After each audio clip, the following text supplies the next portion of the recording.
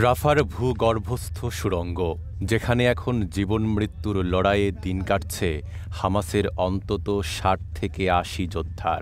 আল জাজিরার বরাত দিয়ে ফিলিস্তিনি সূত্র জানিয়েছে, কয়েক মাস ধরেই যোদ্ধাদের সঙ্গে যোগাযোগ বিচ্ছিন্ন হয়ে আছে।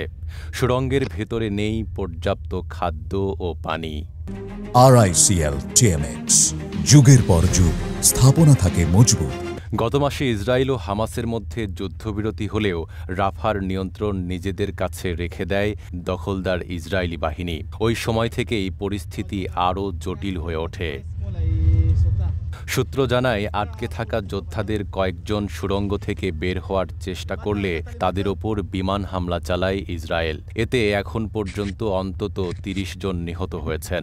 ইসরায়েল বলছে, আটকে পড়া যোদ্ধাদের আত্মসমর্পণ করতে হবে এবং এরপর তাদের কারাগারে নেওয়া হবে। তবে হামাস পরিষ্কার জানিয়ে দিয়েছে, তাদের যোদ্ধারা আত্মসমর্পণ করবে না। এর আগে হামাস প্রথমবারের মতো স্বীকার করে তাদের যোদ্ধারা রাফার সুড়ঙ্গে আটকা পড়েছেন। সংগঠনটি যোদ্ধাদের নিরাপদ প্রস্থান নিশ্চিত করতে আন্তর্জাতিক মধ্যস্থতাকারীদের প্রতি আহ্বান জানিয়েছে। তবে এই উদ্যোগে বাধা সৃষ্টি করেছেন ইসরায়েলি প্রধানমন্ত্রী বেঞ্জামিন নেতানিয়াহু। এ দখলদার দাবি করেছেন, হামাস যোদ্ধাদের তাদের কাছে আত্মসমর্পণ করতে হবে।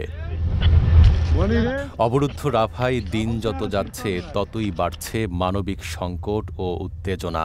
আটকে থাকা যোদ্ধাদের পরিণতি এখন পুরোপুরি নির্ভর করছে রাজনৈতিক ও সামরিক সিদ্ধান্তের ওপর।